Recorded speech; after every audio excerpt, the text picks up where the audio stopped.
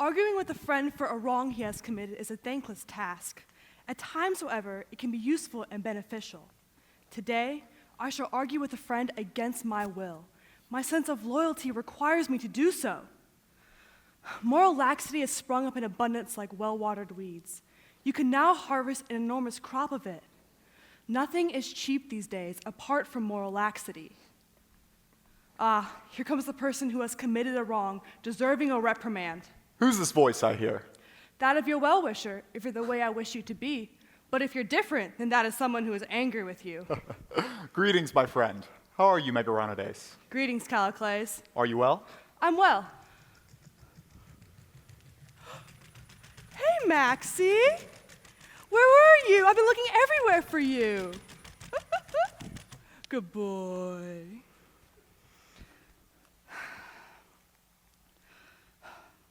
I've come to speak with you. Why? In order to reprimand you with a lot of harsh words. Me? There isn't anyone else here apart from me and you, is there?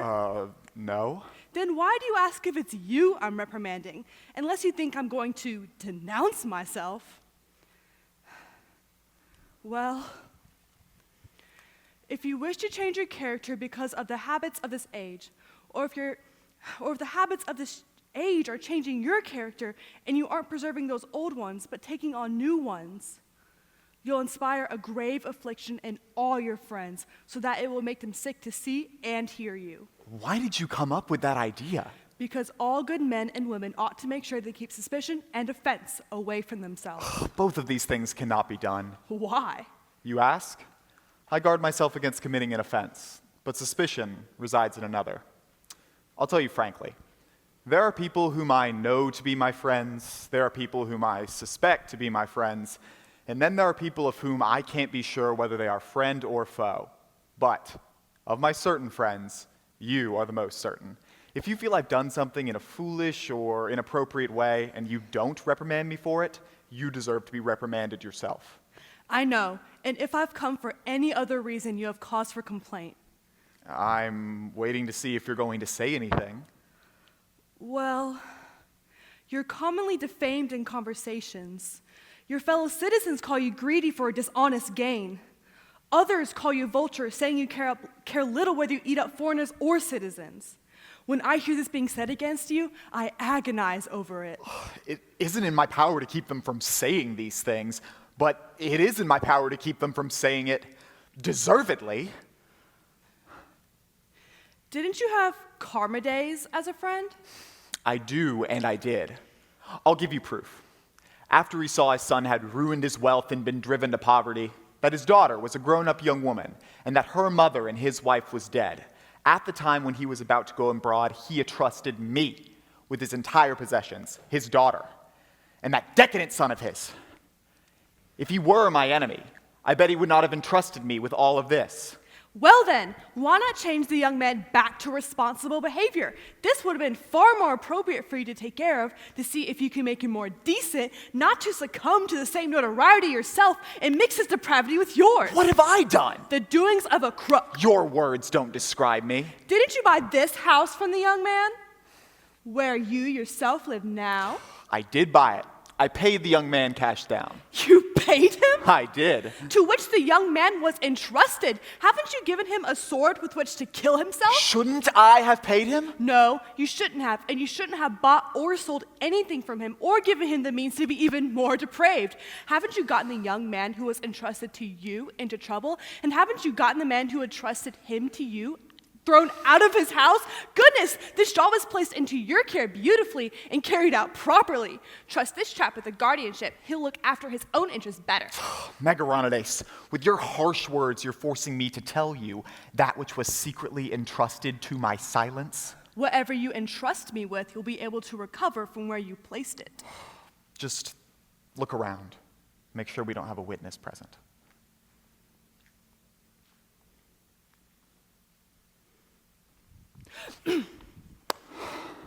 I'm listening. If you're quiet, I'll speak.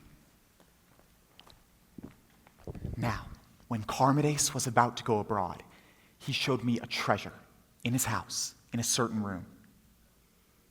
But do look around.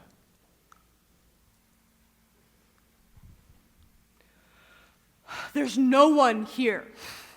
When we were alone, he told me by our friendship and good faith that I shouldn't reveal this to his son or to anyone who might tell him.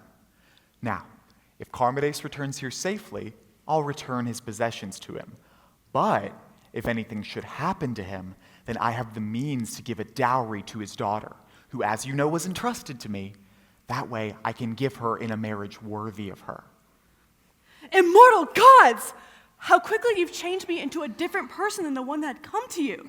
I'll tell you how that good-for-nothing son almost ruined his father's wisdom, my trustworthiness, and all our secrets. How? Because while I was in the country for a mere 6 days, he advertised this house for sale in my absence, without my knowledge and without consulting me. What was I supposed to do? Should I have revealed the treasure to the young man against his father's wishes, or allowed another to become the master of this house? Should the treasure have belonged to the man who'd bought it? I bought the house myself and paid the money for the sake of the treasure, so that I could return it to my friends safely. And I didn't buy this house for myself or my use either. I bought it back for him and paid from my own pocket. I admit I've done it, Megaronides. It's because of these things that people spread slanderous gossip about me. Enough! You've won the day. You've locked up my tongue. Now, I ask you to support me with help and advice and to share in this duty of mine. I promise you my help. Then where will you be a little later? At home. Is there anything else for now? Look after yourself. Yes, with all my heart. Where does the young man live now? Oh, he reserved this annex for himself when he sold the house. And what about the girl? She's with you, isn't she? Yes, I'm looking after her along with my own daughter. You're doing what's right. Are you going to ask me anything else before I leave? See you later. Goodbye. Goodbye.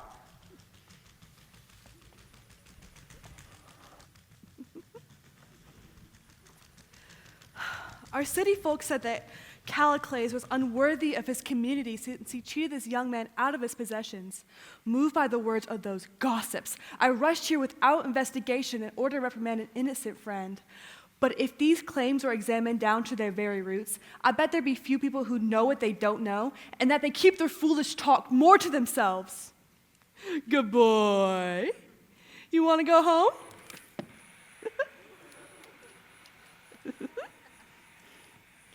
All right, Maxie. Oh, I bet you're going to go see Callicles. Oh, the birds! Tell Callicles about the birds for me.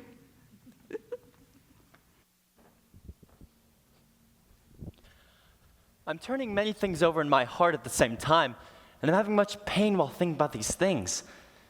It isn't clear and hasn't been thought through enough as to which of the two occupations I should seek, and which one I should consider for leading my life.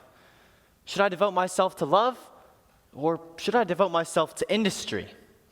On which side is there more pleasure in one's life? Well, I think I'm resolved to turn my mind to industry. However great a toil a person takes upon oneself, the good strive after wealth, a good name, a good reputation, fame, and friendly relations. This is the reward for life of industry. As for love, well... Lysateles! Lysateles! Where's that young man gone to? Lysateles! Father, I'm here. Command me anything you like. I won't delay or hide from your sight. You'll act in accordance with your other deeds if you honor your father with respect. I've always lived in full obedience to your commands and teachings. I've diligently refrained from entering any meeting where loss is sustained, from going around at night to meet others, from taking another's possessions away from him, and from upsetting you, my father. I've always kept your teachings in good repair through my self-restraint. Why are you blaming me? What you did well, you did for yourself, not for me. All of this is important to you above all. Yes, Father. Father, there's a favor I want to ask from you. What is it? If you're not against it, Father, I wish to do a good turn to a young man from a family of the highest standing, a friend and contemporary of mine, who hasn't handled his affairs very cautiously and thoughtfully. You mean from your own funds, don't you? Yes, from my own funds. What belongs to you belongs to me, and everything that belongs to me, in turn, belongs to you. What about him? Is he broke? Yes, he is. Did he have money? Yes, he did. How did he lose it? Through his own generosity, Father. Moreover, he wasted quite a sum on his own entertainment, indulging himself. He ruined his wealth in no legitimate business and now is broke. I do not care for you having him as your friend with virtues of this kind. Because he's without any bad disposition, I wish to support him in his poverty. I feel shame to desert him and to fail to act in his misfortune. Shame is better than being upset by every letter of the word. If you've done a friend a good turn, you shouldn't feel shame to have done so. And you should feel shame if you haven't done so. Thanks to the gods, to our ancestors, and to you. We have much property. We have the means to sustain ourselves and to be kind to others who wish us well. I can't deny you anything you wish. Who do you want to support in his poverty? Lesbonicus, the son of Charmides, who lives there. You mean the one who ate up what he had and what he didn't have? Father, many things happen to a man which he wants and which he doesn't want. You're lying, son, and you're not acting according to your character. The wise man devises his own fortune. That's why not many things happen to him which he doesn't want. A man who is keen on being a decent person needs much practice. This man is a mere youngster. It's not enough through age, but through natural disposition that wisdom is obtained. Tell me, what do you want to give to him? Absolutely nothing, Father. It's simply that you shouldn't prevent me from receiving something from him if he gives it to me. You'll support him in his poverty by receiving something from him? Yes, Father. Enlighten me. Do you know in what family he was born? I do, and an outstanding one. He has a grown-up sister that I'm eager to take as my wife without a dowry. As your wife without a dowry? Yes, and in this way you'll receive his greatest gratitude with no expense to yourself. You couldn't be able to help him more. Should I tolerate you taking a wife with no dowry? You should, Father, and in this way you'll add a delightful reputation to our household. As I can see that you're enticing friendship and goodwill into our house, I'll judge the way you wish, even if I had opposed you. I give you my permission. Ask for her. Marry her. May the gods keep you. But add one thing to that favor. What is this one thing? You should ask for her. What? One word from you will have more weight than 100 from me. I'll attend to it. Very good. This is the house where Lesbonicus lives. I'll wait for you at home. This isn't ideal, or the way I consider appropriate. Yet it's better than it could be. But look, Lesbonicus and his servant are coming out at just the right time. It's been less than 2 weeks that I got a down payment from Callicles for this house. Isn't it true, Stasimus? I seem to remember it happening. Then what's happened with all the money? It's been eaten up, drunk up, washed away in the baths, anointed away. The fishermen took it away, the miller, the butchers, the cooks, the vegetable sellers, and the poultry sellers. Well, not much money was spent on those things. What about the money for entertaining? Oh, I included that in the list. And the money I tricked you out of? There, that's the main reason. Your money can't still be there if you spend it unless you think it's immortal. Still, I can't make sense of where all the money's gone. Has the beggarman paid the money you owed him? Yes, the one I promised, as a pledge.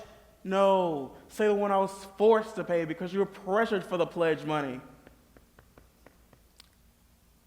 Yeah, that happened.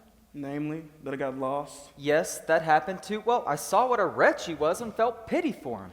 You feel pity for others, but for yourself you feel neither pity nor shame. It's time to approach. Isn't this Philto? My best regards, Lesbonicus, Stasimus. May the gods grant you whatever you wish. Philto, what is your son up to? He wishes you well. We reciprocate. My son has sent me in order to obtain an alliance and friendship between you and us. He wants to marry your sister, and I have the same sentiment. Well, this is very unlike you. In your good situation, you're mocking my bad one.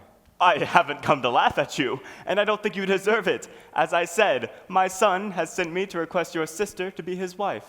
It is right for me to understand the status that corresponds with our financial position. Our standing isn't equal to yours. Find yourself another alliance. Are you in your right mind to reject this match? I can see that a friend ready to assist you has been found. Unless you want anything else from me, Filto, I've given you my reply. Lesbonicus! I hope that in the future, you'll be more cordial towards me than I'm finding you now. Talking stupid and acting stupid aren't good at any time of life. Are you now saying that your connections and means are not comparable with ours?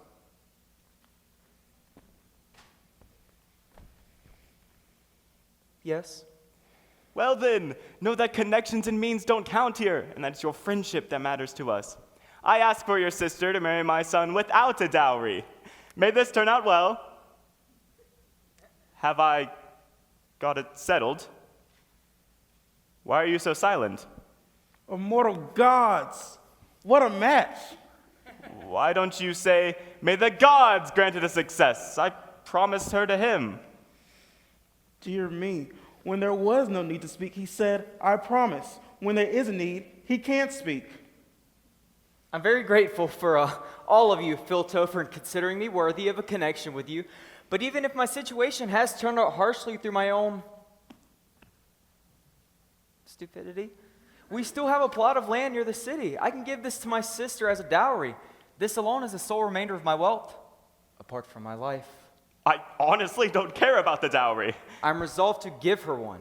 We're plainly dead unless I think of something. Filto, may I speak with you? Yes, Decimus.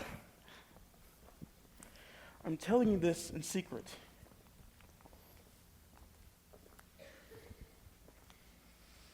Neither he nor anyone else should know this from you. Tell me anything you wish. I beg you, by gods and men, don't ever let the land become yours or your son's.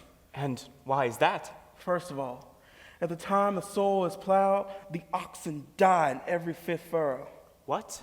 The gateway to the underworld lies on our land. Before the grapes are ripe, they hang there, rotten. He's trying to persuade him, I believe. Later, when there's no crop of wheat elsewhere, the return on our land is 3 times less than what you've sown. And there's never been anyone who owned that land without having things turn out very badly for him. Of those who have owned it, some have gone to exile, some have died, some have killed themselves. Just look at what the present owner has done to himself. Please, make sure you don't say that I told you so. You've said it secretly enough. As a matter of fact, Lesbonicus wishes to get rid of it if you can find someone to fool. It will never become mine. I've scared this old chap away from the plot of land. We have nothing to live on as Lesbonicus loses it. Tell me, what did he speak to you about? What do you expect? Absolutely nothing. About the dowry, you can't make any agreement with me. You must discuss what you want with my son. For now, I'm requesting your sister for my son. Well, since you want it like this, may the gods bless it. I engage her. The gods will bless our plans. That's what I wish. Stasimus, go to my sister in Callicles and tell them how things have been arranged. Yes, And congratulate my sister. of course. Lesbonicus, come with me so that we can settle a date for the wedding. At the same time, we'll ratify our agreement. You go do what I asked you to. I'll be back soon. All right, Tell Callicles to meet me here. I will. He is to go see what needs to be done about the dowry. Yes, just go. Because I'm resolved not to give her marriage without a dowry. Go, please. Yes, I will never let my carelessness harm her. Go. Oh, Father, will I ever see you again? Go, go, go. And I'm going to.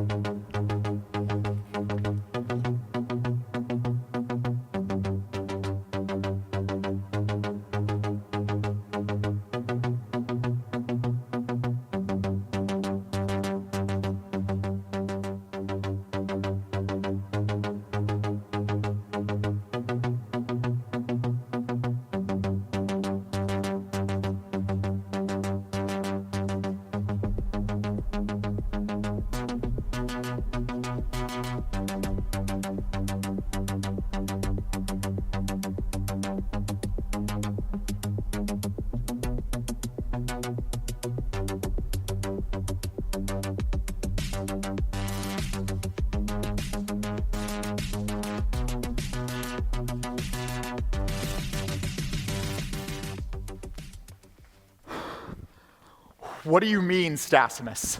That Lesbonicus has engaged his sister, Who did he engage her to? Lysiteles, son of Philto, and without a dowry. Will he give her into such great wealth without a dowry? You can't make me believe that. When and where did this happen? In this very place, just a while ago. What's more, Philto himself took the initiative to come and ask for his son. It'll be a disgrace if this girl isn't given a dowry. This concerns me. I'll go to Megaronides and seek her advice. I have a pretty good idea why he's in a rush. Or to turn him out of his land after he's turned him out of his house. Oh dear karma days. Now that your wealth is being torn apart in your absence, I wish I could see you back here, safe and sound, so you could take revenge on your enemies and thank me as your devoted servant. But look, the young men are coming. They seem to be at odds over something. No. I'll walk over here and listen. No. Stand where you are. Can't you just let me go? I would, Lesbonicus, if it seemed to be for your benefit, your honor, or reputation. You're doing what's easiest. What's that? An injustice to a friend. It's not my habit, and I haven't learned to do so. What would you be doing if anyone had taught you to be so hateful to me? While pretending to do me a good turn, you do me a bad one and treat me badly. I? Yes, you. In what way am I doing you a bad turn? In doing what I don't want. I wish to act in your best interest. Are you better to me than I myself? I'm intelligent. I can see what's in my best interest. Does being intelligent mean that you reject a good turn from someone wishing you well? I don't consider a good turn something that the person for whom you do it doesn't like. I know and understand what I'm doing. I won't be deterred by your words from having regard for public opinion. What do you say? I can't be kept from saying what you deserve. Was it for this that your ancestors left you this reputation? For you to ruin through your disgraceful behavior? What they had acquired through their virtue, and then suddenly to become a champion for the distinction of your successors? I earnestly desire that the land should remain with you, for the simple reason that you should have the means to mend your ways. That way the citizens you have as your enemies can't cast your poverty in your face. I know and understand all those things you said. I'd even put my seal on your words when you say that I've squandered my father's wealth and the reputation of my ancestors. I knew how I ought to be, but I couldn't do it. That's how I fell into ruin. I'm very grateful you now, the way that you deserve. Is it so much better that you should live in poverty for the sake of your sister, and that I should have this land rather than you, the land with which you could support your responsibilities? I don't want you to look so much for something to alleviate my poverty as to make sure that I won't have a bad reputation in my poverty. So people won't spread the rumor against me that I've given my own sister to you improperly without a dowry rather than a marriage with a dowry. I, for one, know what you're up to. It's your intention that once you've given me this land, have nothing here to live on, you'll flee from the city empty-handed. People will say that you were driven away by my doing and by my greed. Don't think for a moment that I'd allow this to happen. Bravo, bravo, Lysiteles, encore! What do you mean by interrupting us? I'll walk away in the same way in which I walked in. Come home with me, Lysiteles. There we'll talk more about these matters. I'm not used to doing anything in secret. I'll tell you what my intention is. If I'm giving your sister in marriage in the way I consider fair, without a dowry, and if you aren't going to leave, what's mine will be yours. If you're differently inclined, may have success in what you do, but I'll never be your friend again. He's gone? Lysiteles, can you hear me, Lysiteles? I want to speak to you. He's gone too, and I'm gone 3.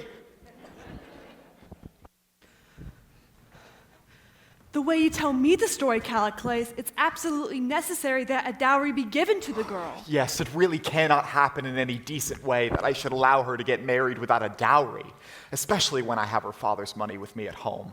The dowry is ready at home, unless you want to wait for her brother to give her in marriage without dowry.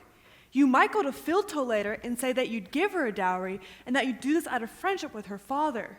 But I'm afraid that this promise will expose you to accusation and ill repute with the people. If you wait for the arrival of Charmides, it may be a long wait. In this meantime, this young man may lose interest in marrying her, and this match is absolutely a good one for her. Yes, your points come to my mind as well. Do you find it more useful if I should talk with Lesbonicus and inform him what the situation is like? Should I reveal the treasure to an untamable young man full of love and licentiousness? No, absolutely not. I'm afraid to dig it up in case he might hear the sound and find out the matter.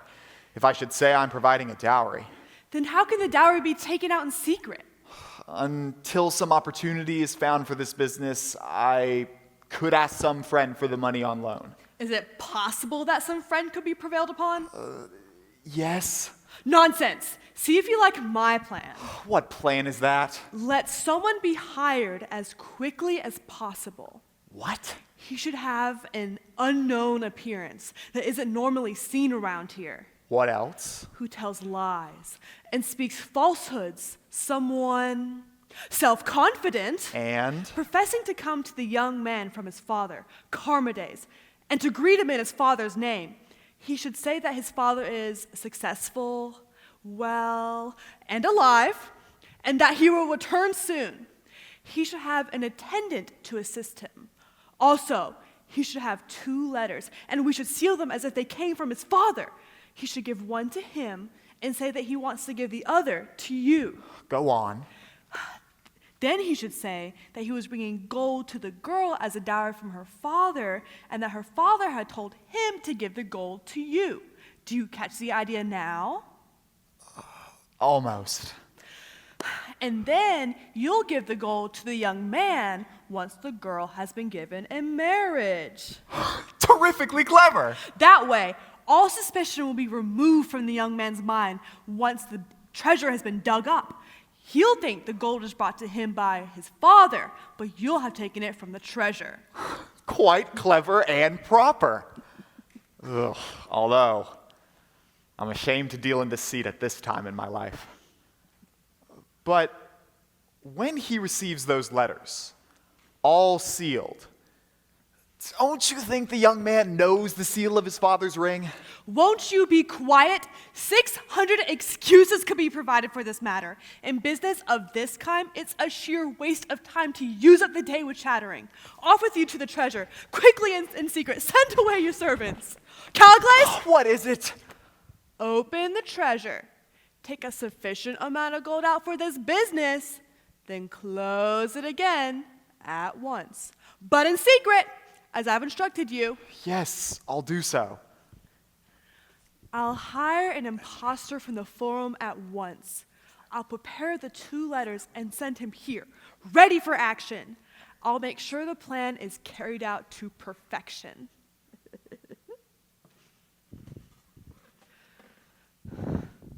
Oh, the birds! Oh, Maxie, poor sick Maxie, who would have loved to see those. To Neptune, ruling over the salty seas with might, I joyfully and happily offer praise and thanksgiving. To the salty waves, which frequently had power over me, as to what would happen to my goods and my life, I thank them for safely bringing me back from their territory to my city and my country. I'm resolved to dedicate myself to leisure from now on. I've acquired enough through the hardships I fought while seeking riches for my son. But who is this, coming onto the street with this strange-looking appearance?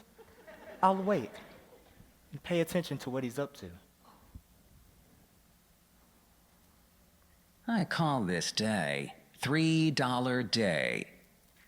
I've hired out my labor for the art of deception for $3.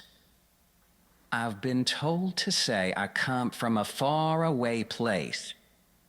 Actually, for the sake of $3, I'm also forced to say that I received letters from someone whom I neither know nor am acquainted with. Can you see what trouble poverty gives to a wretch? This chap seems very odd, like something out of this world. When the man who hired me took me home, he told me what he wanted and showed me how I should do everything. If I add anything more, my employer will get that much more trickery for his money. I'm dressed the way he dressed me. Bunny does this. He borrowed this costume from the stage manager at his own risk. If I can cheat him out of the costume, I'll bet he realizes that I'm an imposter through and through. The more I look, the less I like his appearance. I wouldn't be surprised if he's a night prowler. He's looking around and acquainting himself with the area. I do believe he's checking out places where he can soon return to and steal. I'm all the wiser to observe what he's up to. That employer of mine showed me this area. This is the place where my tricks must be done.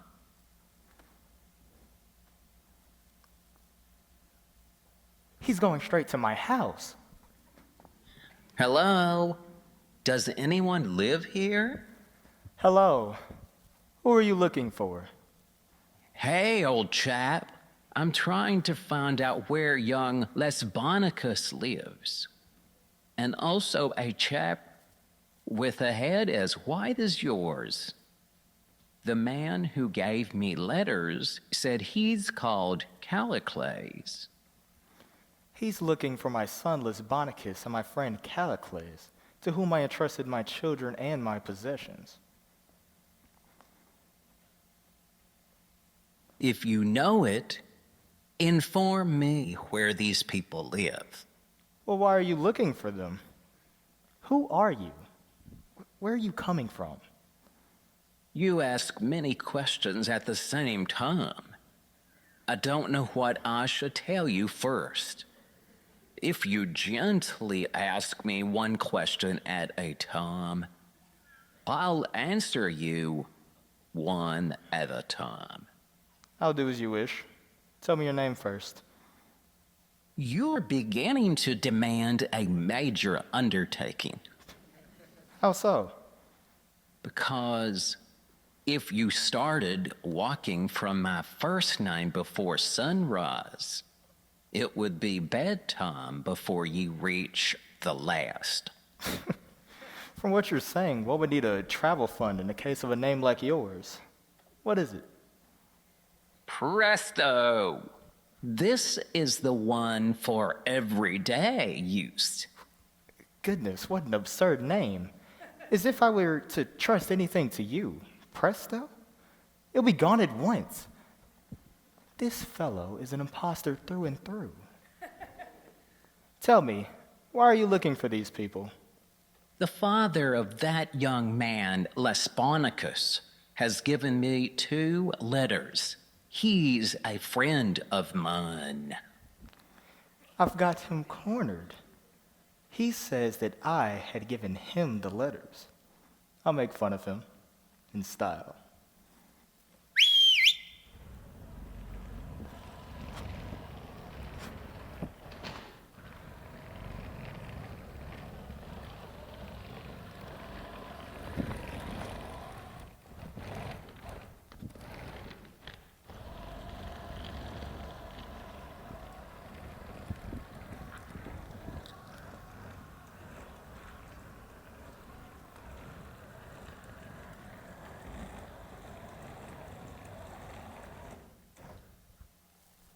If you give me your attention, I'll finish answering your questions. Yes, I'm giving you my attention. He told me to give 1 letter to his son, Lesbonicus, and the other one to his friend, Callicles. Since he is trying to deceive me, I am too keen to deceive him in turn. Did you receive the letters from him in person? He put them from his hands into mine. What does he look like? He's something like a foot and a half taller than you. There's a problem here. If I am taller in my absence than my presence. Do you know him? You're asking a silly question. I eat with him regularly. What's he called? What a decent man is called. I wish to hear it. Well, he... What's the matter? I've just swallowed his name inadvertently. Well, I don't like a man who keeps his friends locked up inside his teeth. But just now, he was on the tip of my tongue. I foiled him just in time. I'm caught in the act. Have you thought of the name now? I'm ashamed in front of gods and men. Just how well do you know him? As well as myself, it tends to happen that you can't locate what you hold in your hand and see with your eyes. I'll think him up by letters. His name has C as its beginning. Callius. No, Calippus. no, Callidymides. it's no use. And what's more, I don't care, since I'll remember it for my own purposes. But as a matter of fact, there are many Lesbonicuses in town. Unless you tell me his father's name, I can't show you where these people live. On the off chance that we could find his name by guessing, could it be... Charmides. Yes, Charmides. That'll be the person.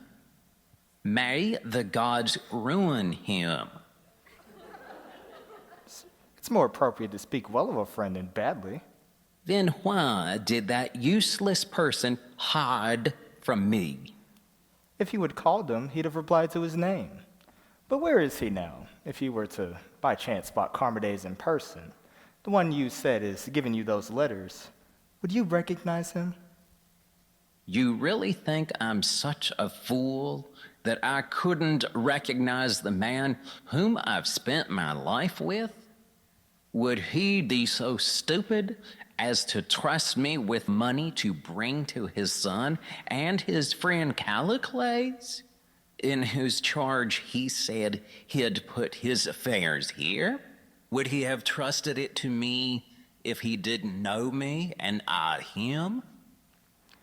I really want to play the imposter for this imposter now, on the chance that I could trick him out of the money he said I had given to him.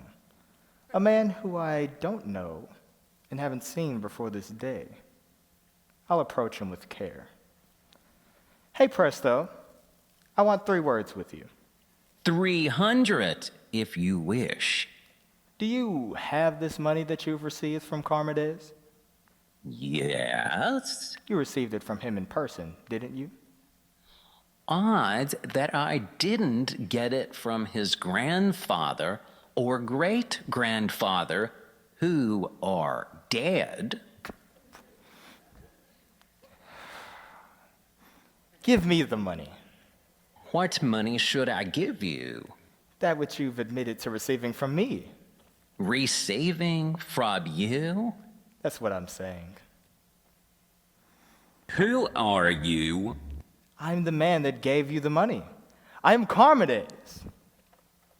No, you aren't the man. Go away, trickster. You're trying to trick a trickster. But I am Charmides. It will do you no good to be him. You weren't him until I mentioned the money. Then who am I if I'm not the one that I am? What does that matter to me? You can be anyone you like for all I care. First, you weren't the one you were. Now, you've become the one you weren't. Do it. What should I do? Return the money. You're dreaming. You've admitted that Carmades has given you the letters. Yes, in writing. Fine. Then leave this area at once. What for? Because I'm the one you lied about. Carmades, who you said has given you the money. Hey, I ask you, are you the one? Yes, I am the one. Do you really say so? Yes.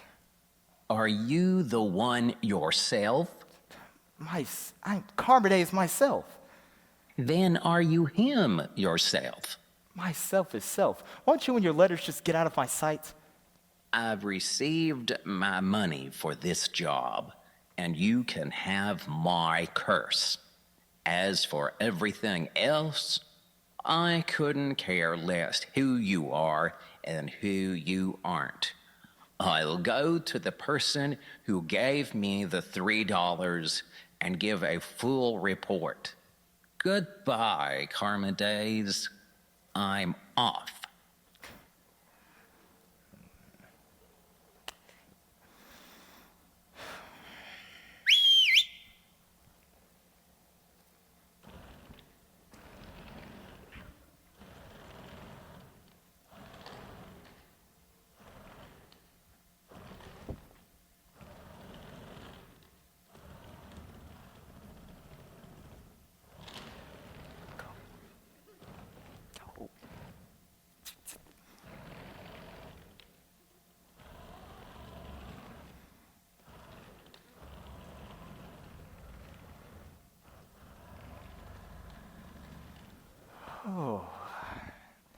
Now that they've left, the time and opportunity to speak freely has come, but who is this coming?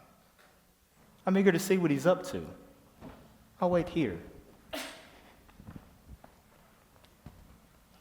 Stasimus. Oh, Stasimus. Make yourself really speedy and return home. Quicken your pace and hurry.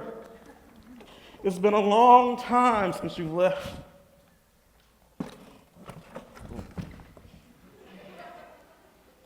Whoever this fellow is, he has certainly drank too much.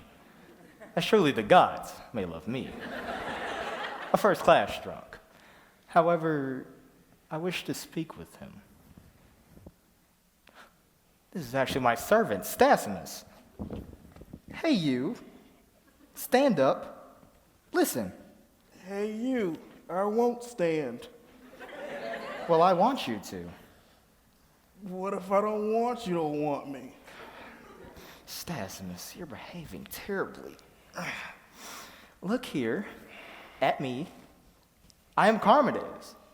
Oh, who is it who is missing the best of men? The best of men himself. Am I seeing clear with my eyes? Mm-hmm. Is it he himself or not? Mm-hmm. It's him. It's certainly him. It's him indeed.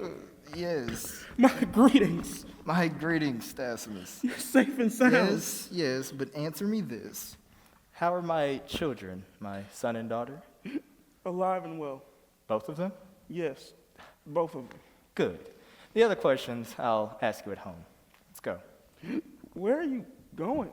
Home? Where else? Do you think we live here? Where else would we live? Now What now, Stasimus? that house doesn't belong to us anymore. What are you telling me? Your son has sold the house I'm dead. for cash down. How much? Oh, I'm done for. Who bought it? Callicles, to whom you didn't trust your possessions, has moved here to live and drove us out. My son, where does he live now? Here, in the annex. Oh, I've perished miserably. I believe this upset you when you heard it. Under the most wretched dangers, I've traveled the greatest seas and returned safe and sound, but now I'm utterly ruined. Anguish is taking my breath away. Stasmus, hold me. Do you want me to get you some water? You should have poured water on my property when it was breathing his last. What's this shouting I hear in front of my house? Callicles! Callicles! What sort of friend did I entrust my possessions to? To a decent and trustworthy one of great reliability. My greetings to you. I'm happy you've arrived safe and sound. I'll believe you if it's as you say, but why are you dressed like that? I was digging up the treasure to be given as a dowry to your daughter. I'll explain this and the other news inside. Come. Oh, Stasmus. Yes. Run to the harbor and don't stop by the way. There you'll see the ship on which I came. Tell the captain to make sure that what I told him is unloaded. Go and come back quickly. There and back already. Now, come inside with me. Yeah. I think I dislocated my knee. Oh, my back too. Oh.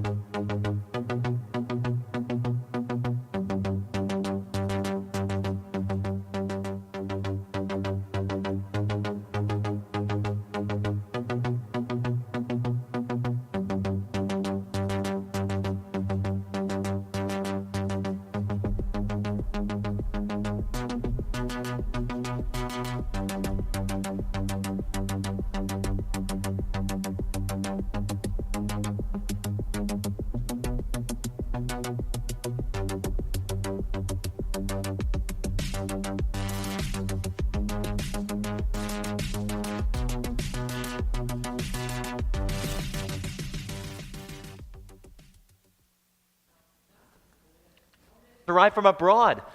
I need to meet him quickly so that he may provide a more reliable footing for the deal I made with his son. Never has there been, nor will there ever be, someone on earth whose trustworthiness and reliability towards his friend equals yours. Had it not been for you, my son would have dispossessed me of this house. Oh, if I did a good turn to a friend or looked after his interests reliably, I don't think I deserve praise. Merely that I remain free of rebuke. After all, a gift that's given to someone outright is lost at once, but what's given on loan, you may demand back whenever you wish. It's as you say, but I can't wonder enough that he's engaged his sister into such a powerful family. Yes, to Lysoteles, the son of Philto. Well, he's mentioning me. He secured quite the excellent family, but... Oh, What is it? I forgot to tell you that on my arrival, some trickster crossed my path. An absolute classic imposter. He said that he was bringing money provided by me to you and my son Lisbonicus. I didn't know who he was, and I haven't seen him before. Why are you laughing? Oh, he came at my request, pretending to bring me gold from you, for me to give as a dowry to your daughter. That way your son would think, when I was giving it to her from myself, that the money was brought from you. That way, he couldn't realize the truth, that your money was at home with me, and thus demand his father's property back in accordance with public law. Quite clever indeed. Our friend Megaronides came up with the idea. I truly praise and approve of your scheme. Why am I standing here alone, afraid to enter the conversation? Who's that coming here? Lysoteles gives his greetings to Charmides, his father-in-law. May the gods grant you what you wish, Lysoteles. Don't I deserve a greeting? Yes, my greetings, Callicles. But it's only fair that I consider this man more important right now. I want the gods to bless both your plans. I hear that my daughter is engaged to you. Unless you object. No, I don't object. Then do you promise your daughter in marriage to me? I do. And with a dowry. I don't care about the dowry. What? If you like her, you must also like the dowry she gives you. In short, you won't get what you want if you don't take what you don't want. What he says is right. He'll succeed with you as an advocate and judge. Do you promise your daughter in marriage to me under that condition? Yes, I promise her. And I promise the same. My thanks to the gods, and to you both. And yet, there are things that have made me upset with you. What have I done? You've allowed my son to get corrupted. If this happened according to my wish, you have reason to be angry with me, but let me achieve from you what I wish. What's this? You'll find out. If he's done anything stupid, you should forgive him for all of that. Why are you shaking your head? It just pains me that he's the way I don't want him to be. I'm afraid that if I deny you what you wish, you may believe yourself to be of less influence with me. Fine. I won't make a fuss. I'll do as you wish. Thank you. Excuse me. Lesbonicus! Lesbonicus, if you're at home, please come out. Who is calling for me? It is your friend. Is all well? Yes. I'm pleased to tell you that your father has arrived safely from abroad. Have you seen him? Yes, and you can see him too. Oh, Father, my father, greetings! My best greetings, son. Father, if any distress... I've had none. Don't be afraid. After doing business successfully, I have returned safely. But if only you would just act more sensibly. The daughter of Callicles is betrothed to you. Father, I'll marry her and anyone else you ask me to. Even though I was angry with you, one affliction is enough for one man. No, for him it's too little. Even if he were to marry 100 wives for his misbehavior, it would be too little. But from now on, I'll reform. You say so, but if only you'll do it. Is there any reason why I shouldn't marry tomorrow? That's perfect. But you, son, be ready to marry the day after tomorrow.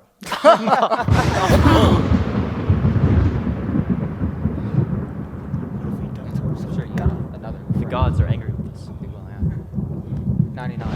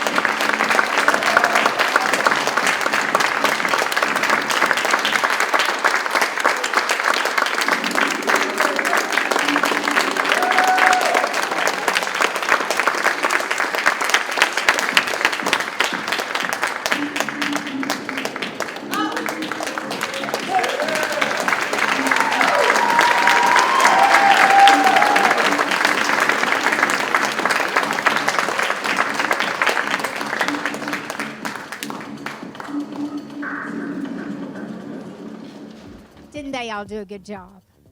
Yes, they certainly did. Yes, yes, we're waiting for a couple of other individuals to come down and our house to come up a little bit more light on the house. And I'm Donna Clevinger, and I want to thank all of you for coming here this evening. And because this is sort of a little different fair than what we usually do, if some of you remember that we usually are doing this outdoors. Good thing we didn't do it tonight, right?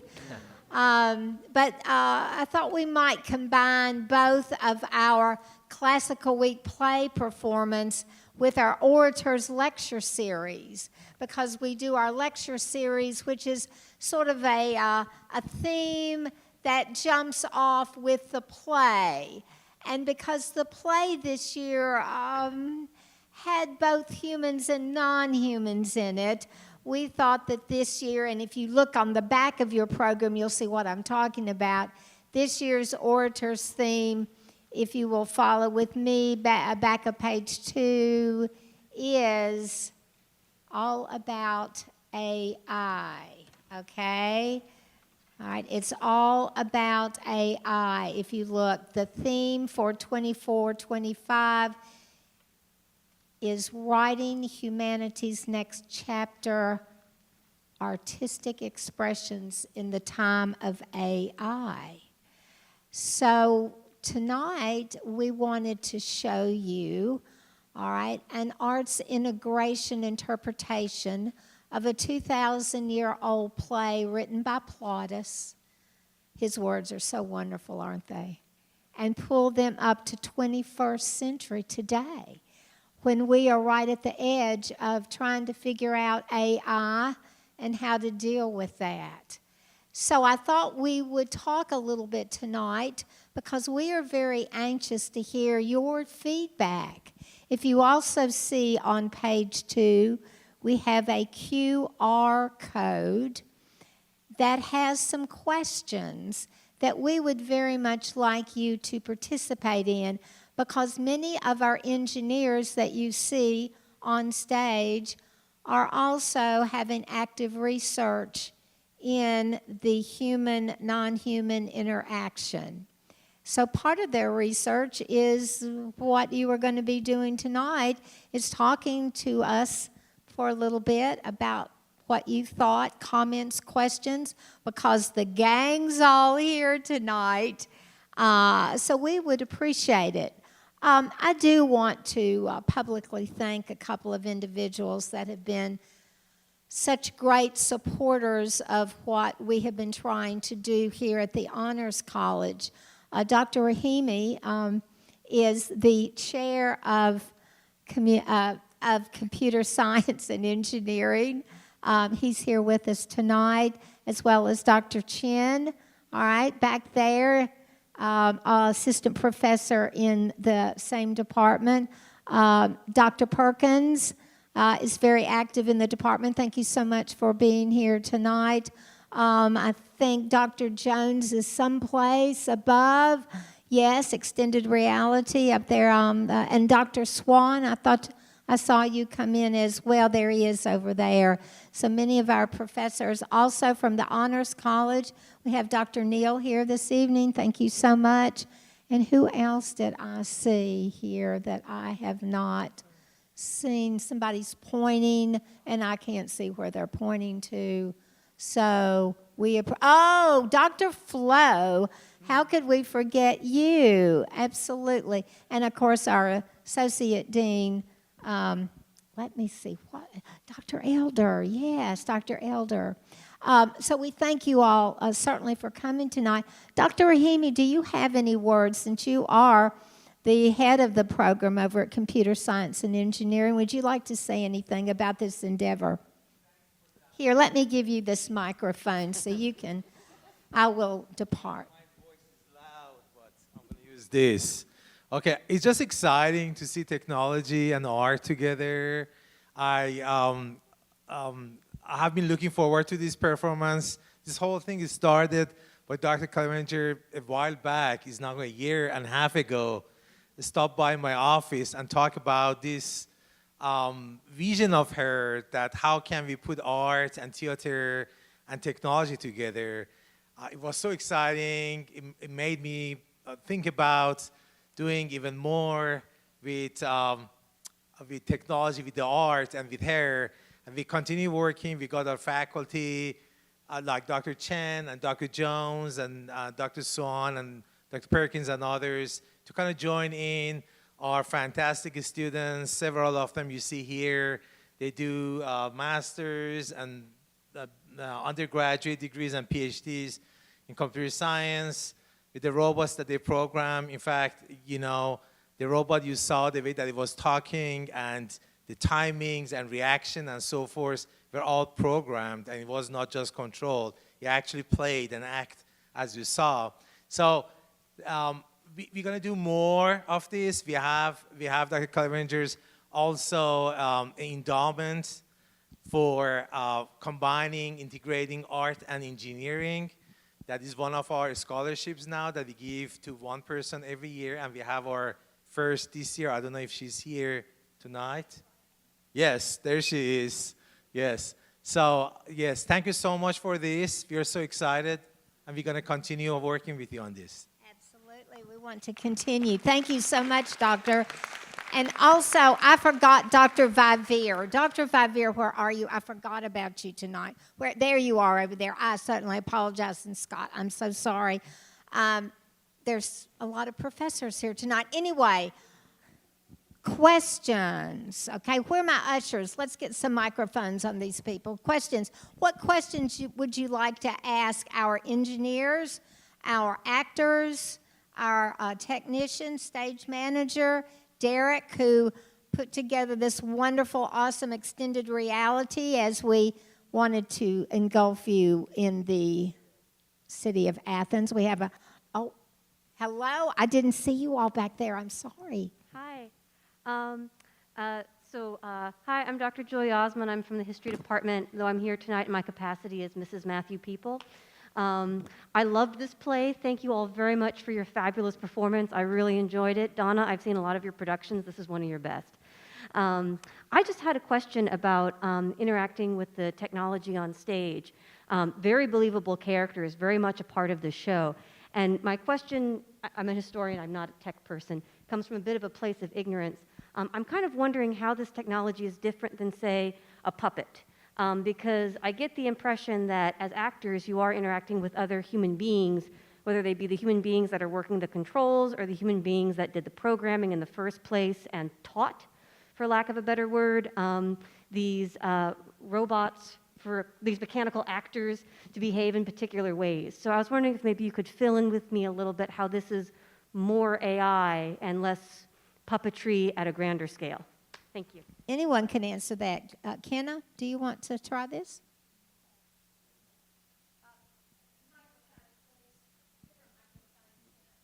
Yes. Quickly, yes. There she is. Don't stumble on the steps. Okay. That's a really good question, and I think you encapsulated it better than a lot of people could. I don't think it was ignorance. The AI comes in a lot of ways. So our scenery was AI, and the voice that you heard was AI generated, as well as just some of the general algorithms that keep the robots doing what they're doing, like balancing and walking around, and some of the tricks. We didn't use artificial intelligence in the sense of it making up its lines or anything. But artificial intelligence did create the voice that you heard. So. Mm-hmm. We have a question over here, quickly. Yes. Yeah, I'm probably loud enough.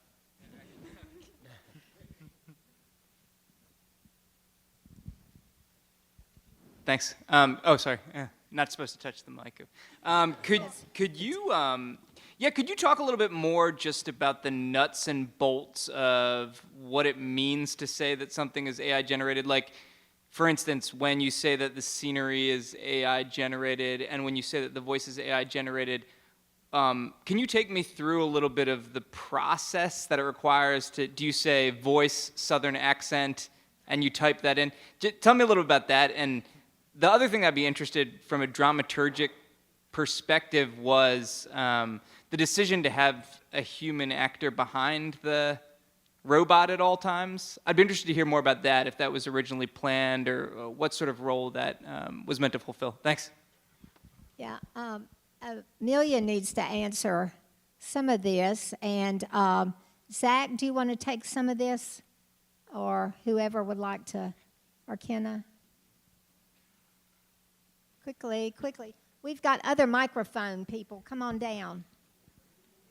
So, All right, in my answer to wonderful the question class. about having an actor, if that was originally planned or not, in our script, we do have the character of Sycophant having an attendant, and that was my role in part. It was also because Pepper doesn't really have a face that's very expressive.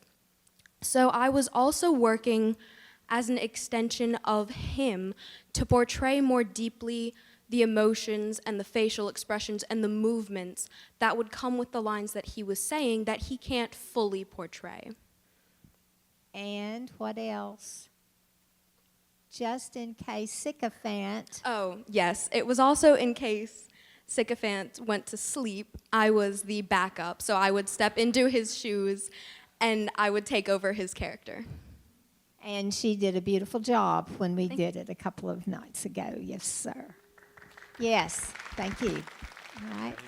Anybody else want to add to Dr. Flo's question? Yes, Derek, please. As far as for the visuals, we use GPT, generative pre-trained transformers, such as Adobe Firefly and Dolly with the famous ChatGPT. But it was many hours of prompt engineering to get the scenery the way the director's vision. Forcing perspective, little hallucinations to correct. Many hallucinations were left in there, so anyone that's got an eye for it could tell, like, oh, AI created that. But everything that you saw from the sky to the buildings, everything was generated over many hours of working with it, tweaking. And there was never any voice actor that gave a sample that the voice was based on? The voice is created out of whole cloth? Careful, careful, don't give away your craft. So there is a mix. There is a voice actor to get some of the emotion.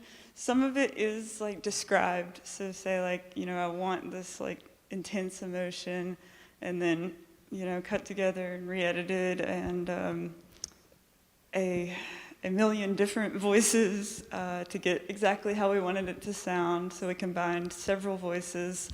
And I think that was in February, wasn't it? yeah, February or it March started. that we did that, yeah. So it's a combination. And let's see what I miss. Real quick, and the gesture, like where the robot pushes the actor, how is that triggered? Is that triggered backstage by a button? Is that triggered by the robot can recognize the cue in the script? How does that work? So the robot has the script that everybody has and steps through it with the actors following their pacing. And so in that case, the robot is programmed ahead of time to know that after this line delivery, we're going to have this moment where we touch, and when this actor moves this way, I move this way, just like you would with a human actor. And are you telling the robot nudge actor after this line, or are you telling the robot, or do you have a human actor that like makes the movement in front of a green screen, and then the robot knows to imitate that movement? So we do a mix of things. We do kind of like keyframing animation, with all the joints. There are 26 or so joints in the robot, and each one of them is over time animated. We do some puppeting with the robot, so we'll demonstrate how we want it to move, but then you have to watch it play out and see that it's not a sudden movement. And also the robot's moving around, so that has to adjust its balance and things, so it can't make exactly the same gesture every time. But yeah, it's a combination of things. Dr. Flo, during our rehearsals back in the early spring, before the show was even cast with live actors, we worked together on the movement, and I actually blocked the robot. I mean, I actually blocked based on the vision and so forth, the play and so forth, I would actually talk with our engineers, the wizards, and tell them how I thought this should move and the gestures and the intensity of the speech and so forth. I mean, Dr. Bethel, who is not here, who is away for another year, I believe, it was her lab that she generously let us use, and her robotic lab, and that became our staging area for the non-humans over several months. Yeah. Okay, someone else. Yes, let's move on. Anyone else? Questions? Actors, let me ask quickly. Actors, don't see any hands. Yes, we got a question there. I have a question for the actor portraying Carmody. Was there like a market difference between like how you interacted with your fellow actors versus the robot? Like, did it stilt your performance in any way, not having an expressive human there to play off of? Well, with the servant there, it's pretty easy to interact with Sycophant, but it does interfere with like timing, gesture timing, because once the robot's done saying what he's saying, you say something quickly, but yet the robot has to take his time to do his gestures and motions. And then also, you have to be a little delicate with him. Yeah, during rehearsal, like, I had to, learn how to push back on him. Gotta show restraint when you mess with Sycophant. I don't want to make him mad, right? Well, he did fight back a little bit, didn't he? Didn't he fuss at you a little bit? Mm-hmm. Yeah. Yeah. You want to explain that, Zach or Kenna or Jade or Kyler, what happened when he pushed too hard? At a low level, the robot was programmed to react to anything that might damage it, and so when it was pushed too hard, it said, ouch. In its natural voice. Dr. Flo, the robot does have a natural voice that comes with it, just like all of us have our own natural voice that comes with us, don't we? Mm-hmm. Sure, so does the robot. Yeah. Right? Someone else? Why is Bella doing all the work, people? All right, she's running. You all are all over there in the back just holding your microphone. Go ahead. So, in terms of the experience, is the hope that there is an enhanced experience, including AI, or is it just a different experience, right? Or was there a gain?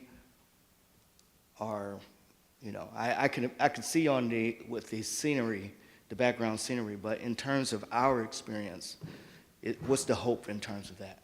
Okay, Richard, what were you going to say? There you go. Hello. Hey, it works. I've been with Dr. C a long time now. So How many years, Richard? Yes. How many years? I can't speak to exactly how this is from a technical perspective, but from our perspective as actors, this gave us such an opportunity to get into a whole new environment. If we were to be, say, building our sets, we would be out tons of money. And this allowed us to have a wonderful, wide, immersive experience, not just for the audience, but also for actors. It's a lot of fun being up here on stage and being able to present ourselves in a way that feels very enthusiastic and real. And from another perspective of it, AI is here, whether or not we want it or what we think about it. So why shouldn't we take the first step to include it and engage with it and make sure AI comes in on our terms? Somebody else from the cast or the crew or anyone. This in my heart was an opportunity.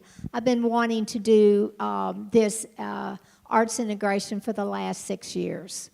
And I have tried to get in one door and I couldn't get in that one. I'd go to another door and that wouldn't open and all of this. And finally, thanks to this guy over here chewing gum and got his umbrella and sitting there waiting for me to be quiet.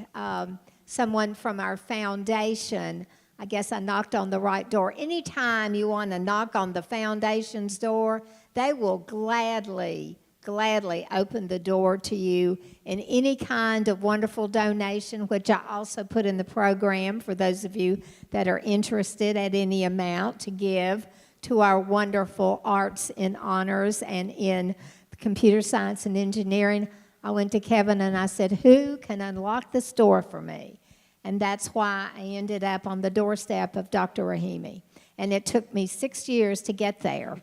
So never, never, never give up on your dreams. Never, never, never. It just took me 6, which is pretty good at my age, okay? So we got her in, so to speak. And he was kind enough to embrace this, where maybe not everybody was. But as Maddie, our wonderful stage manager said, AI is here, all right? So we need to embrace it in all levels, whether it is in medical, or whether it is in farming, or whether it is on stage in integrating the arts. This is something that we are all trying to figure out right now, and so this was our first ploy into this, okay?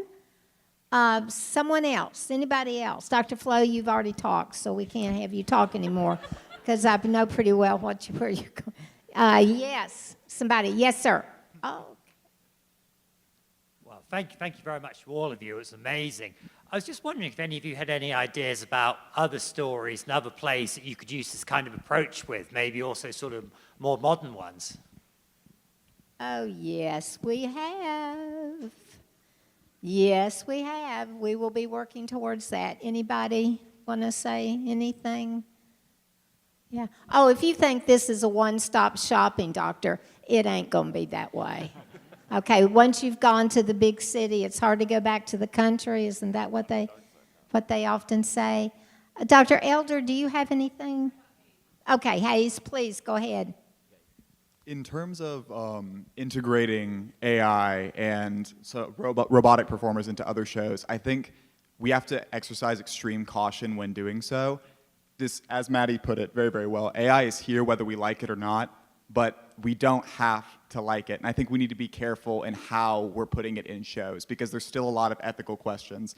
There's a quote I really like. I don't know who said it. I may have just seen it on Twitter and it stuck out to me.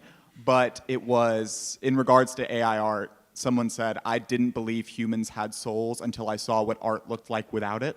So I think we need to keep at the forefront of our minds that no matter how big generative AI gets, it is a tool to be used by man for man's art and not to create art in and of itself. So for the sake of humanity, don't go see a show written by an AI. Don't go see an art gallery done entirely by AI. Humans were not involved in that. The soul is a bit lost. So keep the soul in our art, use AI as a tool. So I think we have to be careful in how we integrate it into other shows. Okay. Cast, anyone? Cast, engineers, audience? Dr. Vivir, we've been waiting on you. My goodness, yes.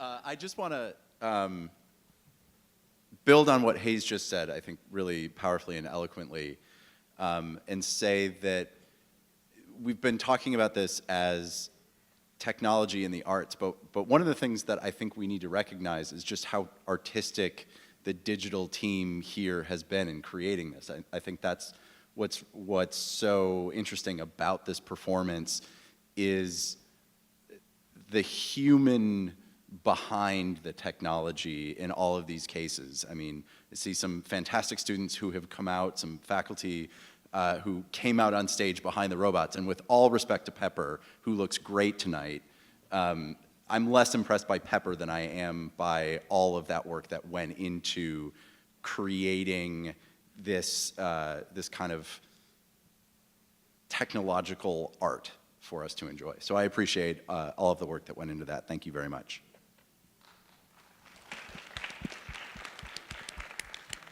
Okay, is there anyone else? Or yes, Kyler, please.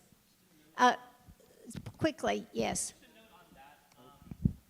I think we always talk about how AI is here and AI created a lot of the things for the show, but as Derek was kind of saying, we had to do a lot of prompt engineering, so there are many hours behind that AI and a lot of artistic thought gone into that AI. So we let AI generate something really quickly for us and really creatively, but then we have to pick through it with a human mind and figure out which one is best, and we're really picking between options and changing the words that we use to generate it. And so there is a lot of humanity behind the AI, and right now it is just a tool, and it's not necessarily ready on its own. Great. Anyone else? Because, okay, Rachel? Hi, sorry to keep this singular conversation going, but as a computer science major who has been very interested in art in like all forms, music, visual arts, theater, etc., it's really cool for me to see a way that these two sides of me can kind of come together to create one thing. But I do agree that AI, art and generation, cannot replace human creation, human creativity, because art itself has to come from humans. But in this sense, we've used it to kind of enhance the experience for the audience. Like, you were transported into ancient Athens to see a play. A robot from another world came to give you the amazing performance you so desired. See, like, things like that can happen with the use of technology if we combine it responsibly. We have amazing actors up here who put in so much work that should not be overlooked. And we just helped them out a bit with technology, thunder from up above, and the birds.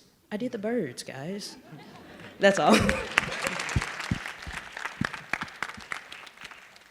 Okay, I think we're winding this down. Anyone else want to say anything? Well, we certainly applaud all of you for coming here tonight. All right, so let's thank our wonderful audience. Let's also thank our wonderful team up here working together. All right, coming together with their own particular specialties. And if you want to take a few minutes on your way out to come up and talk with our actors or our engineers, fantastic.